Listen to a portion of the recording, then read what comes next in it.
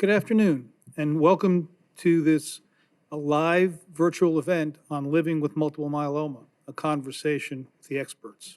As many of you know, the affiliation between UC San Diego Health and the Lucy Curci Cancer Center began in 2018, and we have been actively working together to bring university-level treatments and options to patients in the Coachella Valley.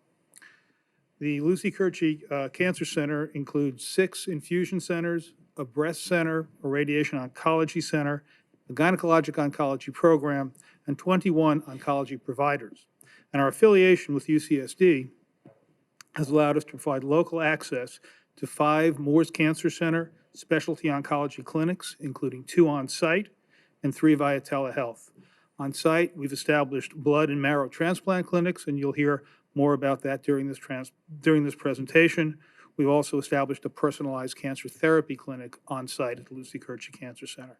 And via telehealth, we've had a genetic counseling clinic, which has provided increased access to genetic testing and counseling with UCSD counselors. This program has been generously supported by the Bighorn Behind a Miracle, or BAM group, and they continue to support us to this day, and it's the most valuable program, has helped many patients. We also have established a pancreatic cancer prevention and screening clinic and an oncofertility clinic. In addition, our affiliation has allowed us to provide improved access locally to more oncology clinical trials, some of which have been developed exclusively by UCSD investigators and are not available anywhere else in the world. And tumor boards that we share with UCSD, in which multidisciplinary case discussions, including Eisenhower and UCSD oncologists, occur to discuss complex cases and treatment options in real time. I'm now going to hand it off to Allison Sachs, Lucy Curci Cancer Center Director of Community Outreach and Cancer Support Services. Thank you, Dr. Potts. Much appreciated. Welcome, everyone. We're so delighted you can join us. And what a year and a half it has been. Certainly, as you can see, we come to you in a whole new format, live and in we were joking about it a little while ago, your living room, your kitchen, wherever. But we're here for you to join our conversation, and we're very excited to welcome you. Some housekeeping items just for a moment before we start. We want you to know, first of all, you'll see we're not wearing our masks today. We are all vaccinated. We are an appropriate distance apart. We encourage and hope that you all are doing the same and having that conversation with your physicians. Also, we want you to know after our conversation, we'll welcome your questions at the end. Now, let me do some introductions, shall I? Sitting next to me is Dr. Constantine Desano. Board-certified medical oncologist and hematologist, Dr. Desano has a PhD in immunology and completed his residency in internal medicine at the Albert Einstein College of Medicine in New York. And he did his fellowship in hematology and oncology at New York Medical College. I like to quote Dr. Desano when he says, "My immunology background offers me a unique clinical perspective as contemporary cancer therapies include a multitude of targeted agents, monoclonal antibodies, various biologics, and vaccines. He treats his patients with a variety of solid cancers, malignant melanoma, and blood conditions."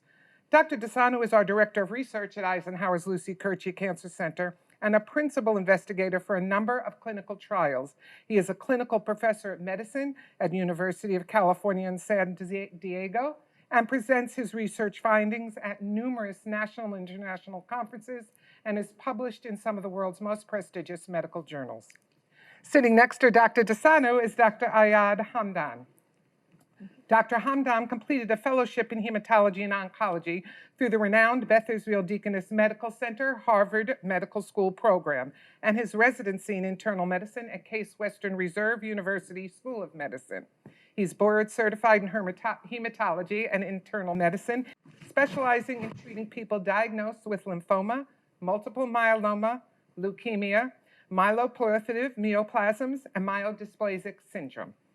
As a physician with the Eisenhower Lucy Curci Cancer Center Blood and Marrow Transplant Clinic, Dr. Hamdan provides comprehensive blood and marrow transplant services, including autologous and allogeneic stem cell transplantation for all hematologic malignancies. How'd I do, Doc? I got that out okay, right? Okay, thank you. As an associate professor in the Department of Medicine, he trains medical students, residents, and fellows at UC San Diego School of Medicine. He has co-authored numerous articles and as well as published in the world's most prestigious medical journals. Prior to joining UC San Diego Health, Dr. Hamdan was an attending physician at Beth Israel Deaconess Medical Center, Harvard Medical School in Boston, and was medical director for apheresis and infusion services. So pleased that you're both here. Sitting next to Dr. Hamdan is Patty Garcia, our nurse navigator at Lucy Curci Cancer Center. Patty is responsible for the transition of care of patients from Eisenhower to UC San Diego, UCSD, and back to Eisenhower. She ensures a timely facilitation of referrals and smooth care coordination between the two institutions. With Eisenhower for the past 12 years, Patty holds a bachelor's of nursing degree. She is a certified oncology nurse and a certified clinical research coordinator. So this is our esteemed panel. We are absolutely delighted that everyone is here, and I will turn it over to all of you. Dr. DeSano, will you start with us about just what is multiple myeloma? Thank you. Thank you for inviting me. It's a great privilege to be here and share the knowledge and maybe help someone with this disease and hear the opinion of my colleagues as well. So multiple myeloma is a, believe it or not, a still evolving concept. We cannot say that we have textbooks that describe this very well because of the advances that happened over the last, especially the last decades, 10 to 15 years. So it's a, speaking of my immunology background, just to understand myeloma, it's important to know that there is immune system has two types of cells: T cells that are produced and educated in the thymus, which is a gland that we have that being born and that develops up until the age of 12, and they get matured there. And then the second type of B cells, or the second type of cells in the immune system, are B cells. These are the cells that develop and transform into plasma cells, and they produce antibodies. The myeloma cells are abnormal plasma cells. So the B cells that are responsible for the production of antibodies are becoming plasma cells, and they produce antibodies. In myeloma, though, those B cells are abnormal. They become plasma cells that are abnormal, and these cells are producing an abnormal protein. These are not functional antibodies. So this is my definition of myeloma. If we ask Dr. Hamdan, he may think of other aspects of it. This condition is also called liquid malignancy, which not all of us agree with that, because the manifestations of this disease could be pretty solid, speaking about plasmacytomas that can form in different organs. So a hematologic malignancy, we would say. It's a concept that is evolving. It's a, I would say that it starts with a clone of abnormal cells, a number of abnormal cells in the bone marrow that develops over time. By the time the myeloma is diagnosed, this clone is developing, progressing, and the quantitative changes become qualitative changes, and the original condition that develops and can be diagnosed still at a very early stage is called monoclonal gammopathy of undetermined significance. A number of cells that decide to multiply and they progressively grow. This could be over a period of 15 to 20 years. So many times I see patients with myeloma and they are surprised that this condition has been developing in their body slowly over 15 to 20 years. So the protein sometimes is identified by some of our colleagues, internal medicine or family medicine in the clinics, and they refer these patients to us. We observe them, and the transformation of this condition into multiple myeloma is at approximately a rate of 1 to 2% per year. There is certain genetic and chromosomal abnormalities that will make this population more likely to transform into multiple myeloma and to develop quicker. So that is a more aggressive clinical course of myeloma. For the ones, and I know that our patients are very much educated and read a lot, so this monoclonal gammopathy of undetermined significance then becomes smoldering myeloma, a condition that is it's a protein, abnormal protein in the body, and some cells, approximately 10% of plasma cells in the bone marrow, but there is no damage done to the organs or organ systems at that point in time. So smoldering myeloma is also an evolving concept. It depends what are the genes and the chromosomes in people with smoldering myeloma. Some of our colleagues, hematologists, oncologists, treat this condition. Some prefer to observe it, but almost all of us are looking at the cytogenetics of the chromosomes and genes, and based on that, we will decide whether to leave it alone or to treat it. So again, opinions exist. So there is smoldering myeloma, probably 5 different oncologists will give you 5 different definitions of this.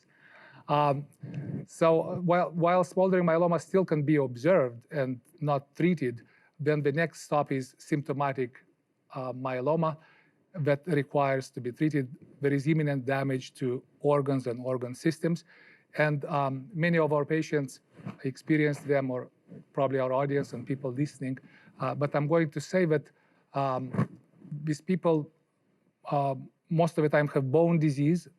In 80% of them have osteoporosis or osteopenia, and only 20% have osteolytic bone lesions, which are missing bone.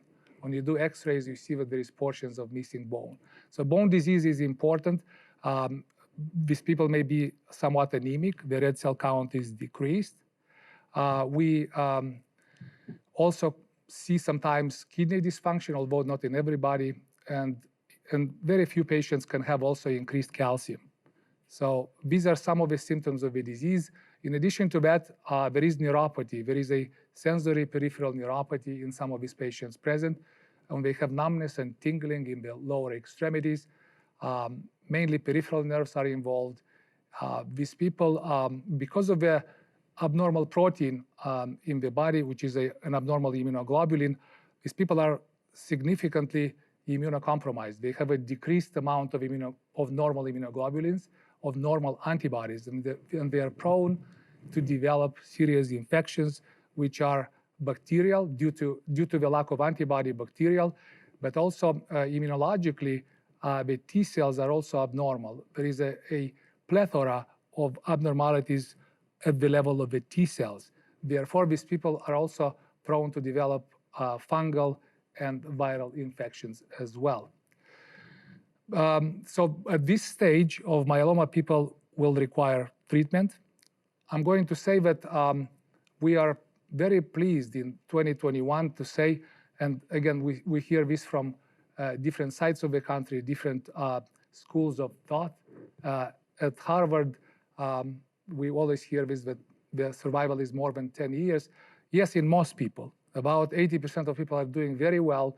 They have rapid responses to the first line of therapy, and then we offer them other modalities, maintenance treatment, and other modalities that we will discuss in a little bit. However, 20% don't respond that well, and I'm going to share, again, this is very personal what we're doing today.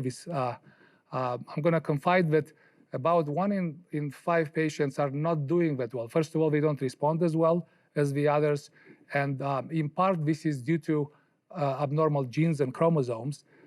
We also see somehow worse outcomes in several patients that present to us with a large tumor compressing on the spinal cord, also known as spinal cord compression. We know that those patients are not going to do quite as well as the other patients that we discussed. Of course, we see sometimes a complete kidney shutdown, which is end-stage renal disease in people with myeloma. Sometimes they present with acute kidney failure on top of their chronic kidney dysfunction. Those are people that are also probably not going to do as well. And in my experience, also patients with myeloma, the truth being said, some of them, a minority though, in 2021, developed tumors in their bones. So a few patients that I had with this, with multiple bony tumors throughout the skeleton, regardless of the genes and chromosomes, they tend not to do as well. So these are the categories of people that are going to require, probably will have answers in the upcoming years, how to treat these people, how to approach them. But in all comers, we believe, the informed optimists believe that survival is more than 5 years, 5 to 7 years probably as an average, but people live long. We have patients that are 15, 16, 17 years after the diagnosis. So, we then, of course, these people receive treatment, and it's a multidisciplinary approach, just like anything else in cancer medicine. There is a medical oncologist and a hematologist involved. A radiation oncologist is involved when there is compression on the spine, the spinal cord compression. They are being involved, and radiation therapy is being delivered. The primary doctor follows the patients as well. The treatment includes also supportive therapy, which we'll talk in a little bit. The survival is improved survival in the last years has to be mentioned, because only some 15 years ago, Dr. Hamdan, we would hear that average survival is probably 36 months or 3 years. So to see this jump to 7 years or 10 years or more than 10 years is remarkable. Absolutely. All of it due to the latest scientific advances that we have. Yeah. Dr. DeSano, can I ask a question? You mentioned something about genetic abnormalities.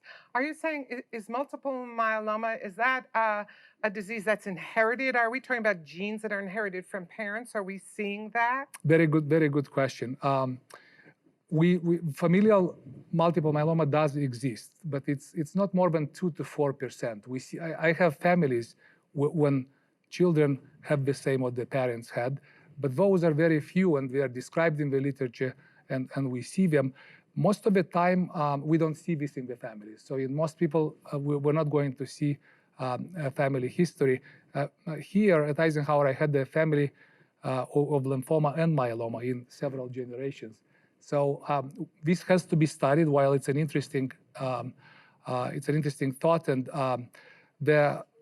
now I did not touch upon etiopathogenesis of this disease. What we know of only very few retrospective studies that linked myeloma with pesticides, linked myeloma with workers in leather industry, and also in shepherds.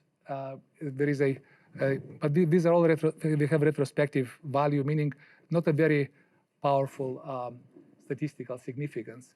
Dr. Hamdan, are you aware of anything else besides these associations? They are retrospective studies, populational, some of them single institution studies.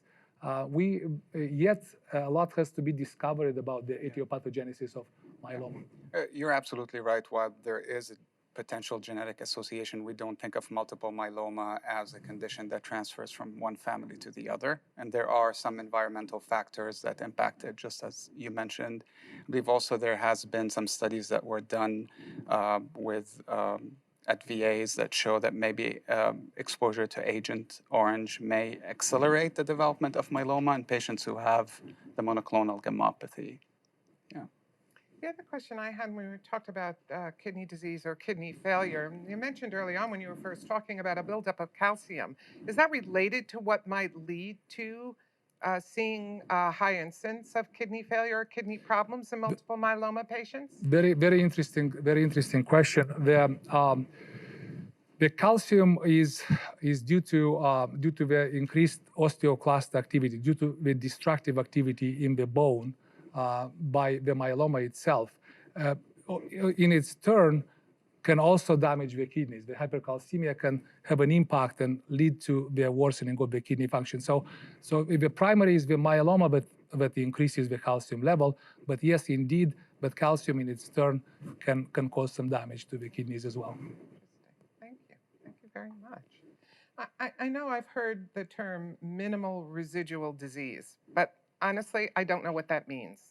Might you help us and help us out with that, Doctor? Yeah, it will be my pleasure. So before we get to this concept, we have to mention the existing therapies, the one that led to this amazing success over the last decade.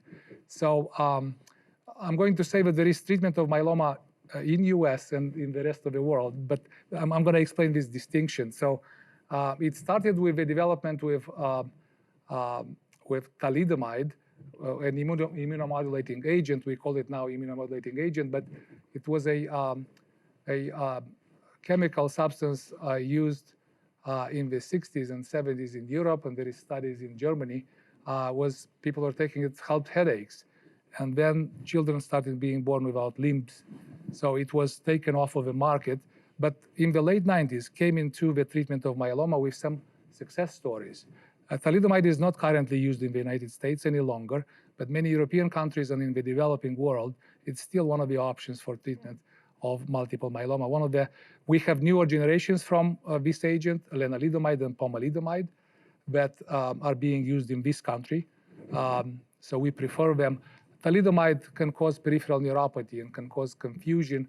So most of us in the United States we don't use this agent.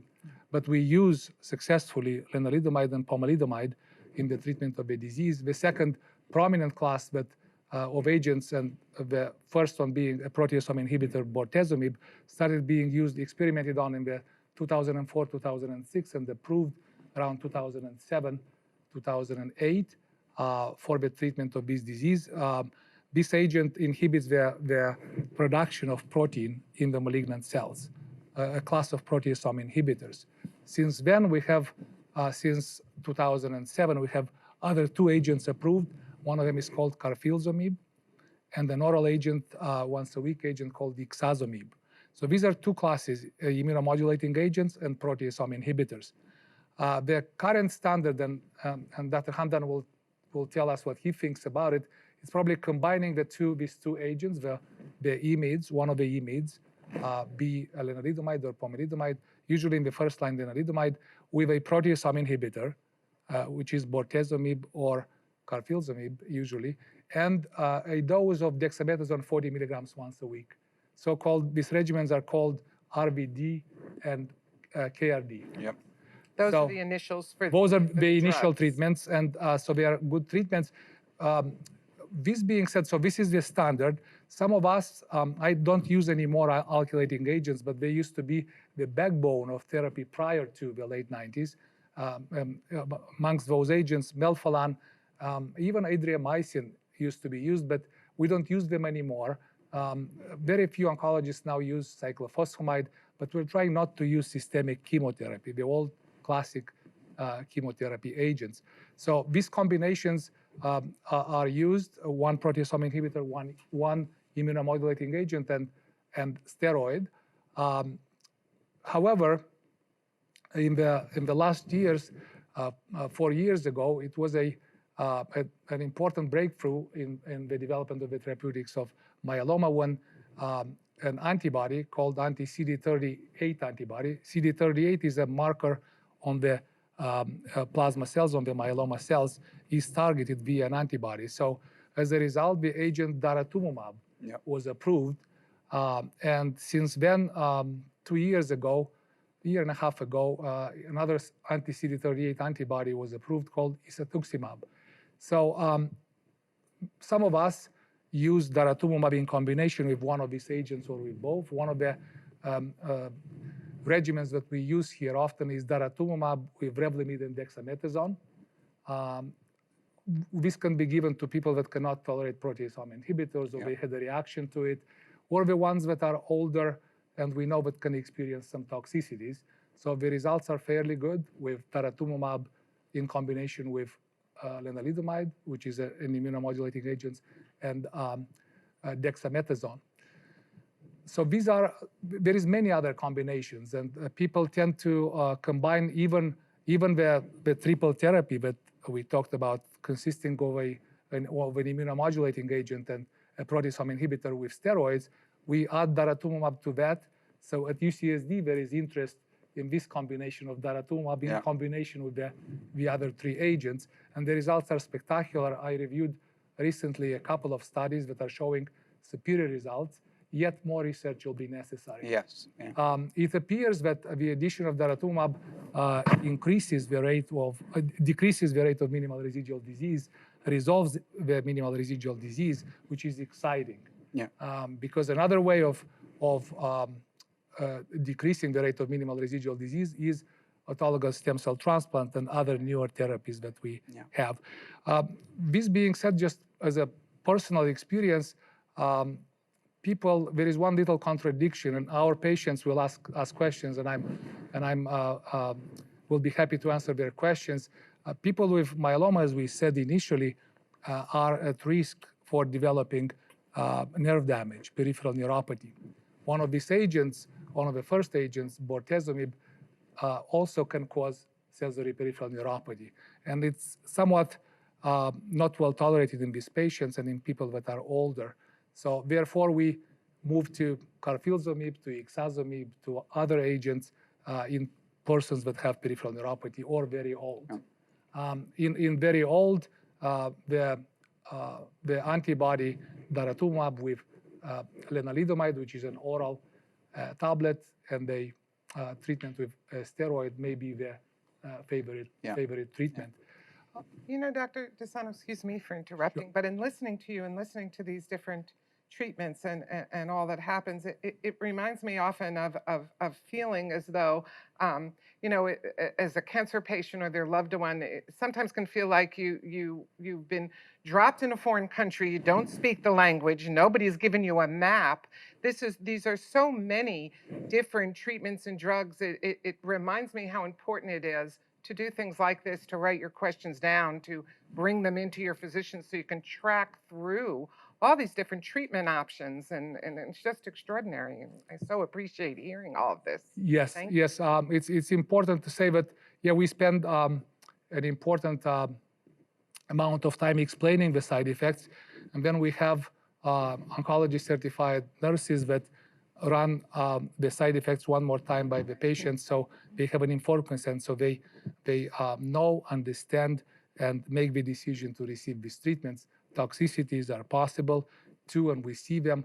Most of the time they are mild or are the ones that we are able to deal with and are able to either change the treatment, reduce the dose, or treat the toxicity up front and be successful at it. Indeed, it's complex, but our patients, guess what, Alison? They're very smart and they read a lot. They navigate the internet. They go to the sites that we ask them to, like mayoclinic.com, the cancer.net. These are sites they have important educational material for our patients. We learn a thing or two and we navigate through those as well. And so it's complex indeed, and life is complex in the 21st century. So we are happy to have these options, and again, to see 80% enter fast into remission is very rewarding for any clinician that treats these diseases. Thank you, doctor. And I did interrupt you. We're going to move into minimally residual disease. And I do want to remind those of you, we are seeing your questions and we will get to them. We promise. I think if we will do the questions later, Alison. Yes. At the end. So I'm going to say that just before we go to minimal residual disease, which is important and is a concept that Dr. Hamdan will speak a lot, I'm going to say that in addition to these newer options, there is options that are being discovered almost like every month, several a year we have. There is a variety of agents that we'll talk about. In terms of the supportive treatments for our patients, we offer them medications to remodel their bones, biphosphonates, and prevent further fractures, and deal with osteoporosis, not allow osteoporosis to develop. And those are biphosphonates. So people come for infusions. For myeloma patients, the recommendations are to do those infusions or injections monthly for 2 years, and after 2 years, we change the frequency to every 12 months. Because of several complications that these agents can cause, most important one being a damage done to the mandible, a condition called osteonecrosis of the jaw. So to avoid that, then we decrease the frequency of those treatments. These patients have decreased antibody production. So because of that, some of them are good candidates for IV immunoglobulin therapy to give them some antibodies in terms of the protection from various bacterial infections. That's that IVIG? The IVIG, Thank but many of them, many of my patients, and you can see here at the cancer center that they receive immunoglobulins, Thank you. which is a human product. It's a pooled human product. Yes, with the successes that we have and with multiple agents, the space of today's discussion is not that large, but it's a lot to talk about many other agents. Yeah. But I'm going to say that these people enter complete remissions. In fact, in multiple myeloma, many of our patients know that there is a partial response. Unlike other cancers, we have partial responses. We have very good partial responses, complete responses, and stringent complete responses. So when we reach a point that to say that the patient had a stringent complete response, I guess the next stage would be to, some of us do, it's very difficult sometimes to do, but in clinical practice, which is not in academia, to look for the minimal residual disease, because the more cells are eradicated from the bone marrow up to the last cell. When we say we eradicated minimal residual disease, meaning there is not one single cell left that we know, that the science knows left, but that will lead to better clinical outcomes. These patients will relapse, will have a relapse in many years. Some of them, I dare to say, that might be cured, but yet we'll know about that more. And that's why we work together with UCSD, with Dr. Hamdan together. I guess he sees them together with us. We refer them to discuss about other options that are not available here at Eisenhower, but are available at UCSD. Yeah. Thank you, Dr. DeSano. Dr. Hamdan, Yeah. take it away, Doc. I will. Tell us about. Just to talk about minimal residual disease, I think the concept of minimal residual disease, or MRD, is something that we see a lot in blood cancers. And the role of it is much more defined in some malignancies, such as leukemias, like acute leukemia or ALL. In multiple myeloma, the term minimal residual disease, is open to interpretation. So you and I, when we see our patients in clinic and they're receiving their therapies every month, we're checking on the immunoglobulins. We're checking on the level, the monoclonal protein that's very elevated. And for us, that is one way of monitoring the response. And then if you want to get more accurate in the response to the treatment, we do a bone marrow biopsy. And the term minimal residual disease starts talking about actually looking deeper at the cytogenetics to make sure there aren't any abnormal cells available. We don't use that in clinical practice on a regular basis, but it is used a lot in clinical trials to be able to tell how deep the response is. We don't know yet the significance of using it in our daily clinical practice to say we're going to do these very detailed or deep genetic studies to see a response. We do know, like Dr. DeSano mentioned, that patients who have a good response to treatment, or MRD negative or minimal residual disease negative, that means we don't see any of the abnormalities, might have improved progression-free survival, which means they might live without the disease coming back. But in terms of implications on our clinical practice day to day, this still has to be studied in trials.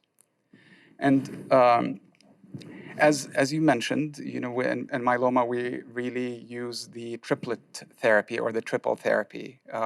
We are lucky. Because of the research, there are new therapies that get approved on a very regular basis in the myeloma field. And as exciting that is, it's also very confusing. And our patients probably tell us that a lot. They went on the internet, they're very well informed about it, but why are you using this versus that? And what is the difference in the different triplet therapies? I think these are good questions. We definitely know for sure that if you're using a combination of a protease inhibitor in combination with an immunomodulatory agent and steroids, these are currently the standard triplet therapy that we use. The collaboration that we have at UCSD, we are a transplant center, and we work very collaboratively with uh, our colleagues like Dr. Dasanu to see these patients that will require a transplant. And then I generally see them here, and if they are candidates, I talk to my colleagues about it, and then we transition their transplant to UC San Diego. And once they're done with it and they're ready to come back home, they return and follow up with their oncologist here. And we're going to include Patty in that discussion shortly Yes. because that is her role as our nurse Yeah. navigator. Thank you, Dr. Hamdan. I've been reading, and actually in speaking with you and Dr. Desano, I noticed for many years we talked about bone marrow transplant, or BMT. Recently in our discussions with both of you, I hear you use the term stem cell transplantation.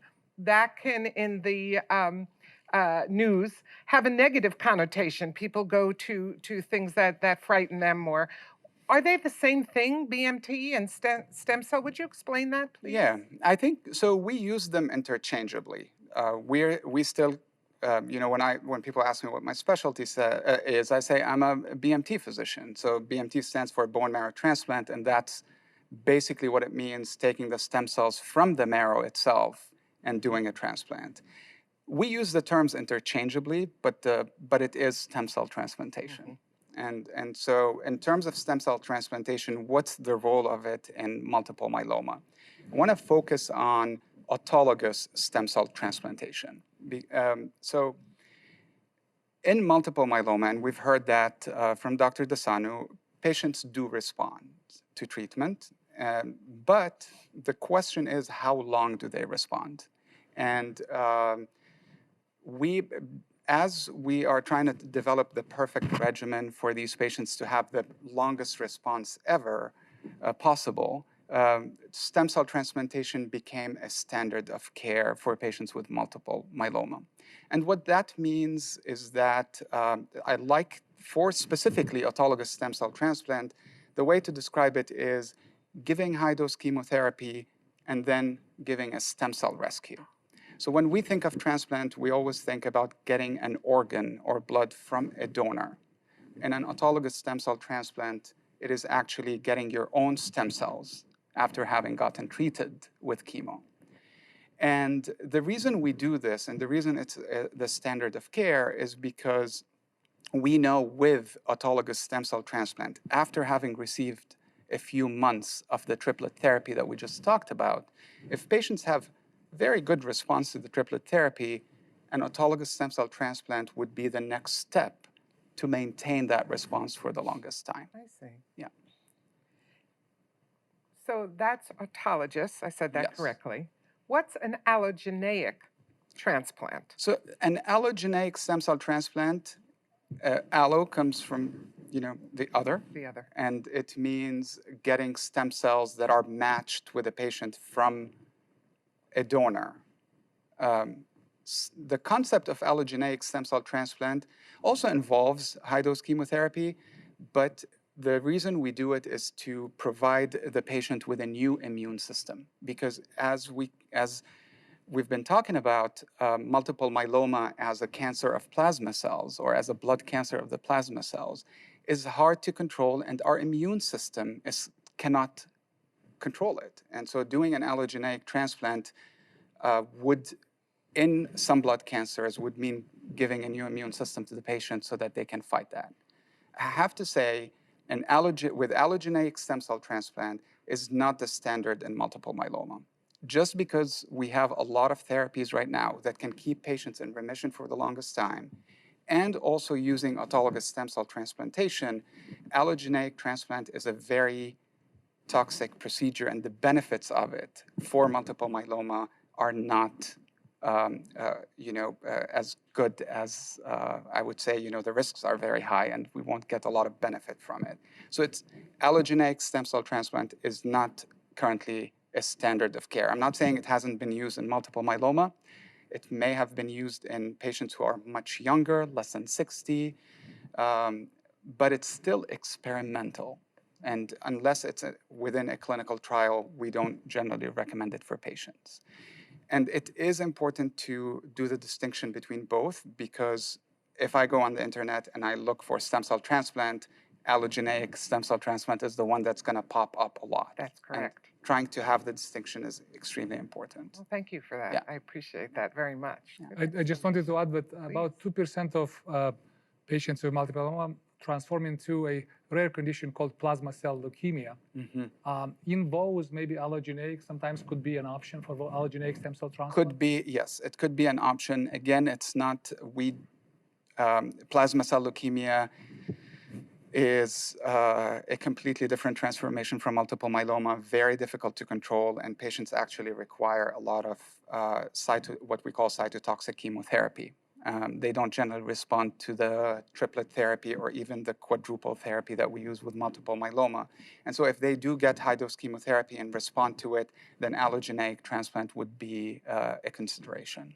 Yeah. But I did hear that's a very small percentage, Dr. DeSano. Yeah, Is that what under you were saying? 2% in some series, 2%. Absolutely. I had a few patients. Indeed, the outcome is not great. Survival is not much changed in terms of plasma cell leukemia. Yeah. 9 months about survival, unfortunately.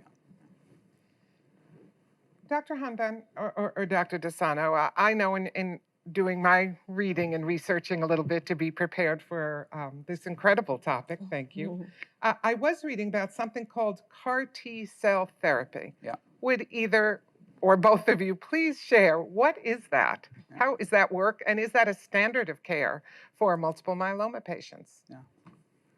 I'm just gonna, before Dr. Hamdan is gonna explore more, we're excited to have this new modality, CAR T therapy in multiple myeloma. We have CAR T therapies in lymphomas and in acute lymphoblastic leukemia, currently being used. It's explored in other tumor types. Finally, it has arrived in the field of multiple myeloma. We are targeting an antigen on the surface of the plasma cells called B-cell maturational antigen, BCMA. Yeah. So this is the basis for the CAR T therapy. Not available here at Eisenhower, available at UCSD. Yes, we're going to And start. so Dr. Hamdan can tell us more about it. Thank you.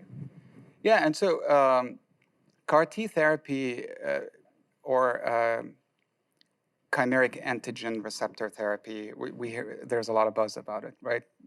We hear a lot about the good results that CAR T therapy is providing patients who have had lymphoma and relapsed after even an autologous stem cell transplant. So it is considered standard of care in lymphomas and relapsed lymphomas.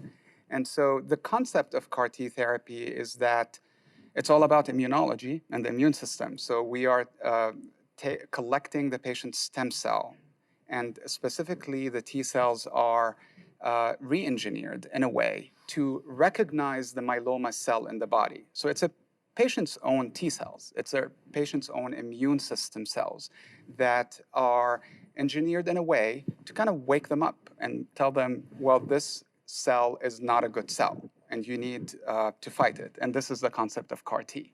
And so the process of it is collecting stem cells, getting them re-engineered into the CARs, and then giving them back to the patient.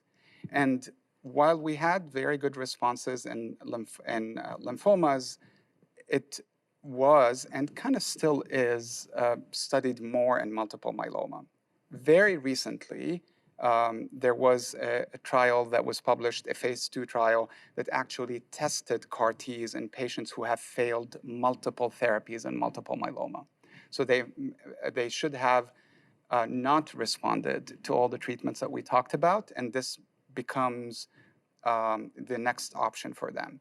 We've actually, the trial had approximately 120, 150 patients where CAR Ts and relapsed multiple myeloma were looked at, and it was found that approximately 70% had a response, and up to 35% had actually a complete response, which is encouraging.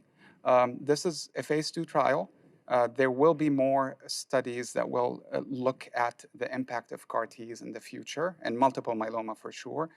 But given, and based on those results, it is now approved by the FDA, and we are at UCSD able to provide that therapy. How fortunate to have this combination and this affiliation and this teamwork for patients here in the Valley, where extraordinarily impressed with that. Thank you for that explanation. I'd like to take a moment, Patty, we have been talking about the treatments down at UCSD. We know that these are Eisenhower patients that are seen here. These are members of our family. They go down for their treatment. Would you share with everyone who's listening your role as a nurse navigator in taking care of our family members? Sure. Well, first of all, thank you. I'm honored to be here with Dr. Desanu and Dr. Hamdan and you, Ellie. As you can see, our patients are in really good hands here. But this can all be very overwhelming for a patient, you know. So I'm here to help guide and just offer support and guidance to the patient during their treatment plan.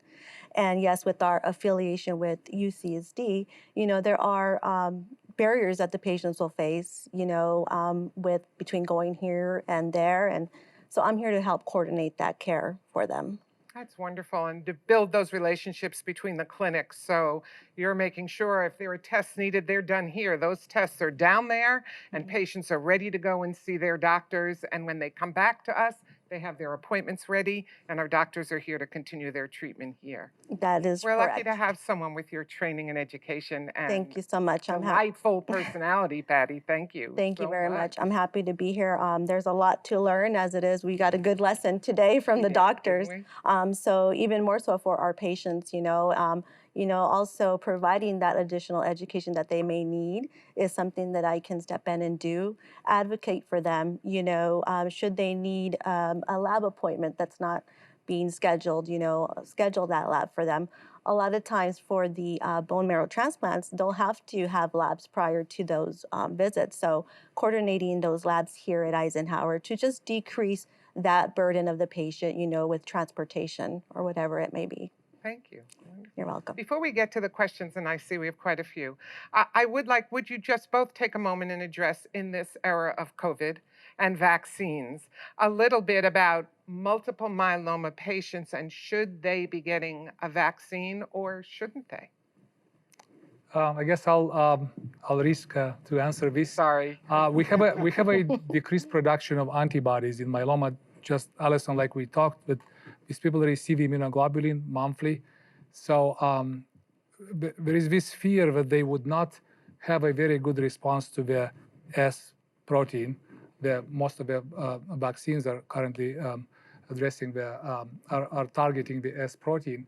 So my recommendation these days is to do it anyway. Some of them will have some production of antibodies, and so they will have a response. Because unless things change in the future, I think that we are considered technically and practically they are immunocompromised. So a fatal COVID is worse than just a reaction to the vaccine or the lack of a response to the vaccine. Yeah, and I think I'm glad we're in agreement on that because there are different opinions on it, obviously. The thing about the COVID vaccine is that we have to think about it as there has been the concern, will it have side effects in terms of will it impact my cancer? The question is right now, will you have an immune response to it or not? And that's an important thing. And I do think I recommend for all patients who have not gotten it to really go ahead and get it. Whether they are going to develop a response that is as high as 90% or even 10% or 20%, it is very important to get the vaccine. In this very strange past year and a half, we have more and more data that says any patient who has a cancer is at high risk from serious side effects from COVID infection. And to avoid that, getting the vaccine is the way to go. We do have sometimes when there's a question about whether there's a response or not, in some patients we have checked antibody titers after they've gotten the vaccine, although, you know, the thing is, what's important is to go for it. And we recommend it, particularly if someone is going to go through an autologous stem cell transplant, that they have had that so that they have enough antibodies to fight the infection if it happens. Wonderful. Yeah. Thank you for that. Well, let's get to some questions, shall we? Yeah. We have a question here that says, I just completed radiation treatment for plasmacytoma. I understand 70% of plasmacytoma patients go on to develop multiple myeloma. What can I do now to prevent multiple myeloma in the future?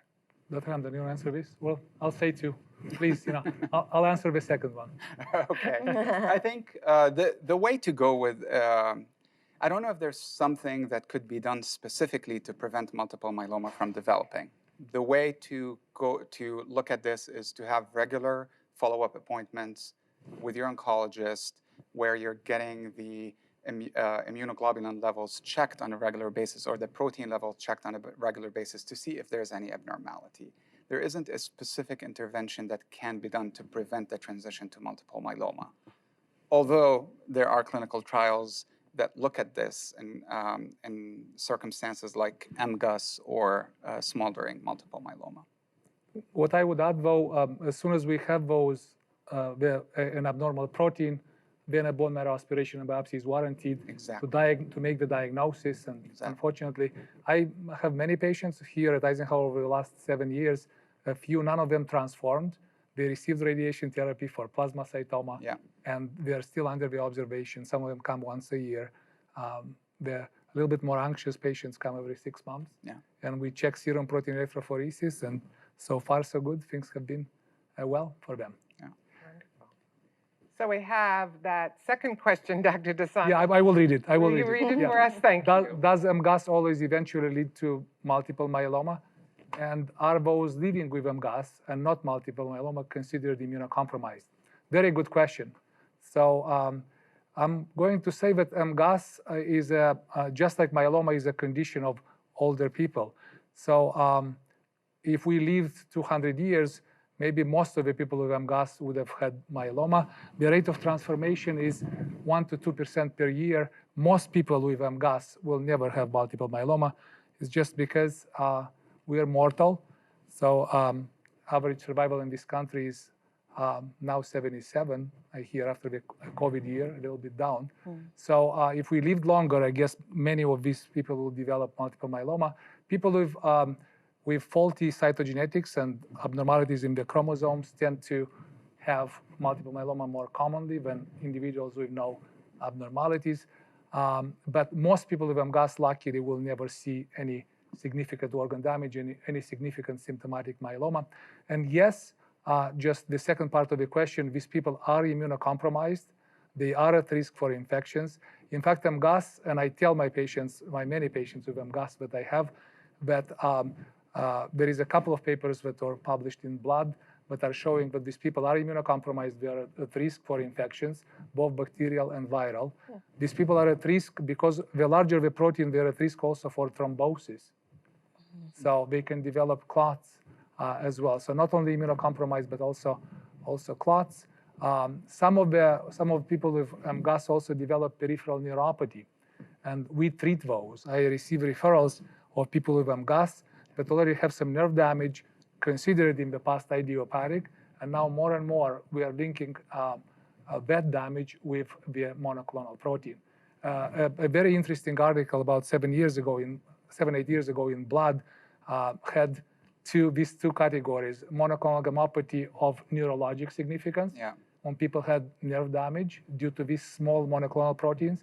So we cannot say unequivocally that it will always lead to nerve damage, but yes, nerve damage can be associated with these abnormal proteins. In addition, another paper in Blood was monoclonal gammopathy of renal significance, meaning that renal damage can also be seen with these small proteins. And the last but not least, I'm going to add that there is a condition known to us as AL amyloidosis. That condition is associated usually with small monoclonal proteins. And amyloidosis is it's another type of cancer, in a way a cousin of multiple myeloma, can lead to various organ damage as well. Many organs can be affected by this condition. So this is my answer. Dr. Hamdan, anything that you can add? Well, Dr. Hamdan, I'm going to ask you to read that next question. But before I do, for those of you hearing Dr. Desano cite in Blood, he is referring to a journal, a medical professional journal, and that is the title of that journal. The Blood is our probably the best hematology journal in the world. Thank you. It's in the United States. It's an amazing journal. Yes. So we read it. Dr. Hamdan, would you read that? Yes. So a question is, I did VRD for several months diagnosed in March 2020, and then underwent an autologous stem cell transplant, responded well and considered in remission, although my MRD from clonosec came back positive. I'm leery about going back to work as I'm still fatigued most of the time and have to manage chronic back pain. Are there specific points to consider in making a decision about whether or not to go back to work? I would say that's a tough question.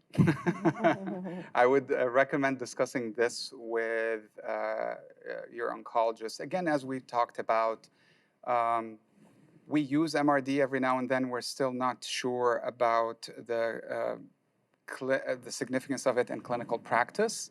And I do think that one thing to consider about after an autologous stem cell transplant, which is probably something we didn't bring up, is that there's also the option of maintenance therapy after an autologous stem cell transplant. And maintenance therapy involves using one of the triplet therapy that we talked about. So one of them is lenalidomide, which is usually what we use, at a lower dose than what we use to treat multiple myeloma. And that's a medication that patients can be on that is known to decrease the chances of the myeloma coming back. And so that's one option to consider talking to your oncologist about, obviously, if it's tolerated. Thank you, Doc. Yeah. Well, that's our time together. I appreciate all of you and your time. We know how busy you are. We like to remind everyone that we're most proud of the tagline of the Eisenhower Lucy Curci Cancer Center, and that is a healing place like no other. And we hope we shared that a bit with all of you today with this information and education. We are here for you. For those of you diagnosed or knowing someone diagnosed with multiple myeloma and or any of the blood cancers, we want you to know that we offer an information and support group bi-monthly specific for multiple myeloma and blood cancer patients. Feel free at any time to call 834-3798. That's 760-834-3798 for further information, not just about that support group, but about our many supportive care programs, whether it be an exercise program, a stress management program, nutrition counseling. We are here for you. On behalf of everyone on the stage and Eisenhower, thank you all very much for joining us. We wish you a safe and wonderful weekend. Thank you.